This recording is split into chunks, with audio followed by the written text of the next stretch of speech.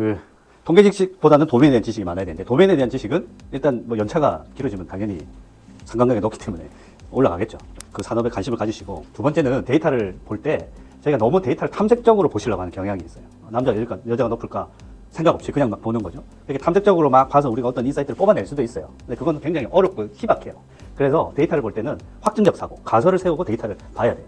또 하나는 절대적 기준으로만 데이터를 보시면 안 돼요. 소나타하고 그랜저하고 사는 사람 특징이 같을까요? 다를까요? 다르겠죠. 근데 데이터를 이렇게 뽑아보면 40대 자영업자가 소나타에서도 제일 많고요. 그랜저에도 40대 자영업자가 제일 많아요. 절대적으로 제일 많단 말이에요.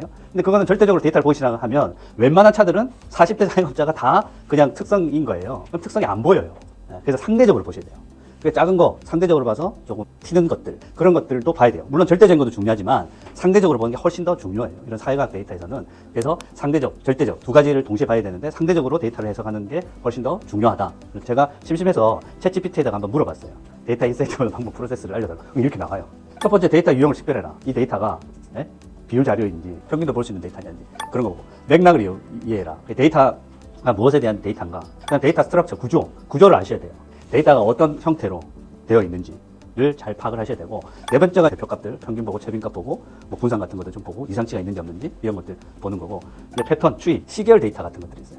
이런 것들을 어떤 추세가 있는지, 특정한 패턴이 나타나는지 아닌지를 발견하고, 그 다음에 결과 해석하고 맥락을 이용하는, 단편히 그 데이터만 보는 것이 아니라 거시적인 맥락에서 이해를 해라. 그러면 최종적인 인사이트가 나올 것이다 하는 거죠. 그러면 조금 더 현실적으로 우리가 데이터를 보는 관점에 있어서 데이터를 가지고 어떤 의사결정에 대한 문제들이 많잖아요. 이런 것들을 이제 확인하기 위해서 우리 느낌적으로, 감정으로 얘기할 수는 없잖아요. 데이터로 이제 확인해서 인사이트를 뽑아내고 의사결정을 해야 되는데, 이런 것들을 이야기할 때 제일 많이 보는 아웃풋이 이런 걸 거예요. 이 분할표는 뭐냐면, 두 범죄형 자료를 교차해서 나타나는 빈도를 하는 게 교차 분석이에요.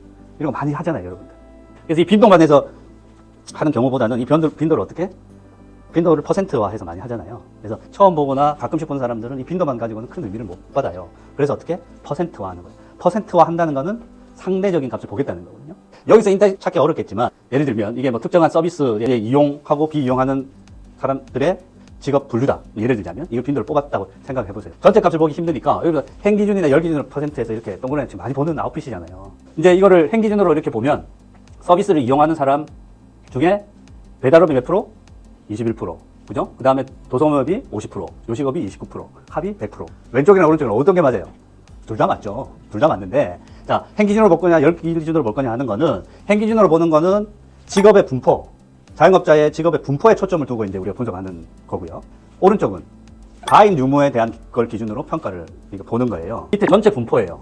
전체 자영업자들의 직업의 분포가 전체 배달업이 17%고 도소매업이 51%, 요식업이 32%예요. 이게 전체 분포인 거죠. 전체 분포 대비 높은 걸 표시를 하는 거예요. 절대적으로 한번 해석해 보세요.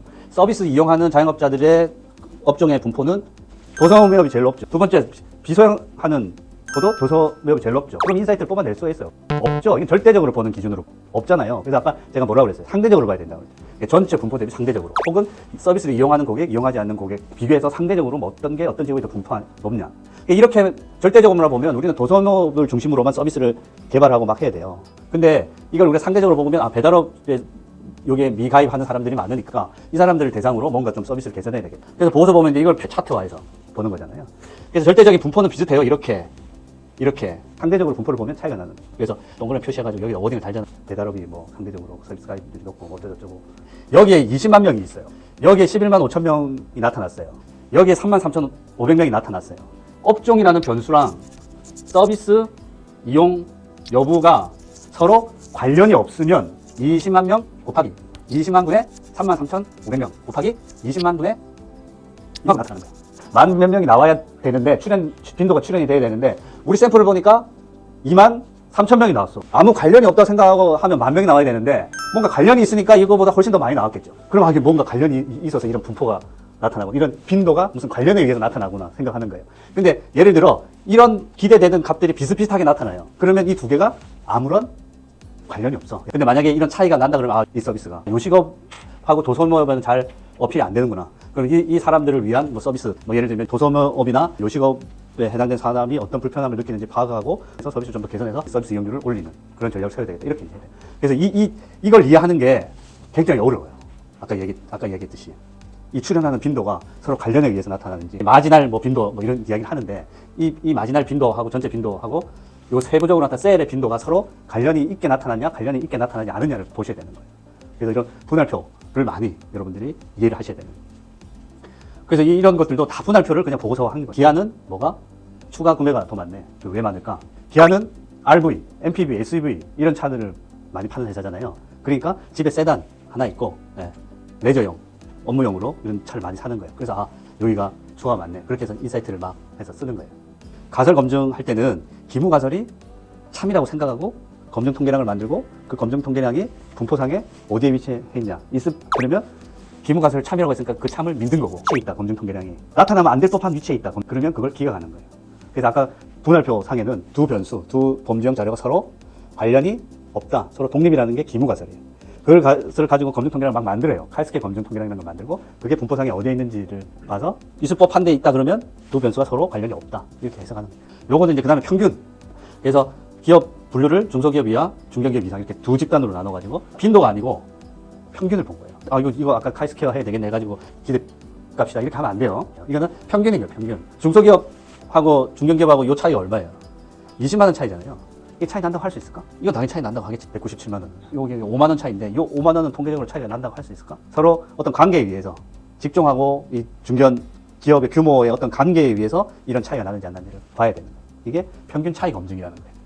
이 평균 차이 검증 굉장히 이제 어렵죠. 얼마 차이 나는 거냐? 이제 어려워요.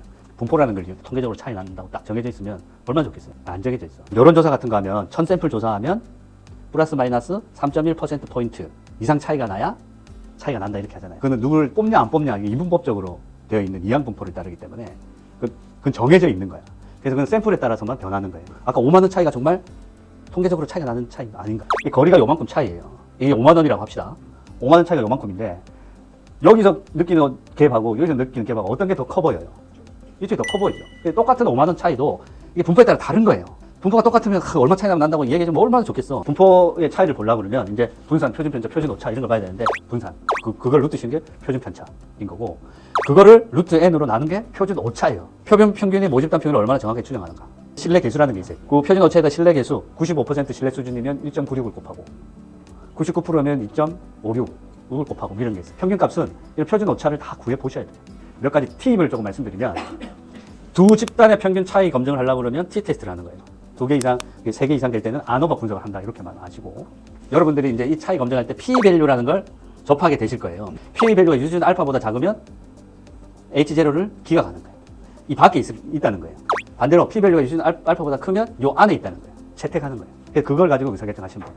근데 이제 아까 T-테스트, 안오버 이렇게 많이 했잖아요. 그럼 T-테스트는 두 집단의 평균 차이 검증하는 거예요. 여기서 H0는 뭐냐면 두 집단의 평균이 같다. 그래서 뭐 쭉쭉쭉 했는데 이렇게 P-밸류가 유진 알파보다 작다. 그럼 이걸 어떻게? 기각하는 거예요. 같다는 걸 기각하니까 차이가 나는 거예요. 반대로 이렇게 쭉 해서 했더니 P-밸류 유진 알파보다 커요. 그럼 채택해야 되잖아요. 그럼 이걸 채택하는 거예요. 같다는 거예요. 그 다음에 시계열 데이터 여러분들 많이 보실 거예요.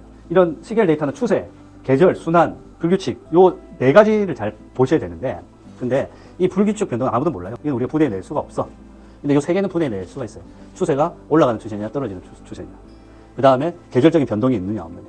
순환은 계절적인 변동보다는 더 큰 어떤 주기? 뭐 이런 게 있는지 없는지 이렇게 보는 거예요. 심심하시죠? 챗GPT 같은 데다가 한번 쳐보세요. 냉장고 예를 들면 냉장고 판매 대수랑 범죄 증가율 연도별로 해보세요. 냉장고 팔면 팔수록 범죄가 늘어나. 그건 추세 때문에. 그럼 그걸 두 개를 직접 관련이 있는지 없는지 비교하려면 어떻게 돼요? 이 추세의 효과를 제거하고 비교를 해야 돼요. 이런 걸 분해하는 게 시계열 분석이에요. 보통 이런 시계열 데이터는 팁을 드리면 이런 꺾은 선으로 많이 그래요. 막대 그래프보다는. 이 데이터를 보면 여러분 어떤 생각이 드세요? 올해 1월, 2월, 3월까지 보면 1월 좀 늘었다가 2월달에 좀 주춤했다가 다시 반등하네. 더 면밀히 좀 보면 이런 거예요. 추세를 보면 어때요? 떨어지는 추세잖아요. 요 보고만 보면 올라갔다 다시 반등해서 올라갔다고 얘기할 수 있지만 전체적인 추세나 이런 걸 보면 전반적으로 MAU가 떨어지는 추세에 있는 거예요. 예를 들면 이런 추세에서 우리가 떨어지는 거를 보여주고 싶은데 얘가 있으니까 좀 민망하다. 그러면 이걸 빼는 거예요. 보면 이렇게 쫙 떨어지는 거예요. 이게 보여주는 방식의 차이인 거죠. 그래서 전월, 뭐 전년, 뭐 이렇게만 보는 것이 아니라 분기, 전년, 동월, 뭐 이런 걸 함께 추세에 대한 부분을 전체 시계열 데이터는 이렇게 봐주셔야 되고. 그 다음 이런 시계열 데이터 보면 제일 많이 하는 게 여러분 뭐예요? 이동평균. 요거 다 더해가지고 3으로 나눠가지고 요 정도 될 거예요. 제일 안전빵인 거지. 더 안전빵으로 하려고 그러면 요거 더하고 나누기 5. 그럼 민민민민민하게 이렇게 예측이 되는 거예요. 6월 달에 MAU는 8월 달에 영향을 제일 많이 받겠어요. 요거에 영향을 제일 많이 받. 그 다음에 요거. 상식적으로 생각하면 전달에 제일 가중치 많으니까 나는 여기에 가중치를 이만큼 주겠어. 여기 한 0.6, 여기 한 0.3 가중치 줄 수 있잖아요. 이게 분포로 치면 그래서 익스포넨셜 스무딩. 물론 거기다가 이제 계절성이든 뭐 아까 순환성이든 이런 걸 반영해서 예측하면 우리는 그렇게 할 건 없지. 정성적인 데이터도 정량화해서 이제 분석하는 테크닉들이 굉장히 많이 이제 나타나는데 고객 인터뷰 같은 거 혹은 클라이언트하고 얘기할 때 이제 그런 걸 정리하는 방법, 테크닉에 대해서 조금 설명을 드릴게요. 수단, 목적, 이론 뭐 이렇게 하는데 굉장히 오래된 이론인데 속성, 편익, 가치 이렇게 분류해서 정리하시면 좋아요.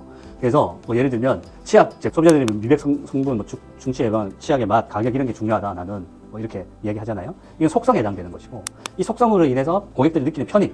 그래서 아 미백 성분이 중요한데 그게 있으면 나는 이가 하얘져서 좋다. 그럼 이건 편익이 되는 거예요. 이가 하얘지면 어떤 가치를 가집니까? 행복해요. 나 자신감이 생겨요. 밸류에 해당되는 거예요. 이 소비자들을 이렇게 다 얘기하는 사람은 별로 없어요. 우리 정리할 때는 요렇게. 그래서 예를 들면 자동차 같은 경우에 MPV 살 때 뭐가 중요하냐? 실내 공간, 적재 공간, 뭐 실내 공간이 넓으면 왜 중요하냐? 편안하게 이동할 수 있어서 삶의 여유를 준다.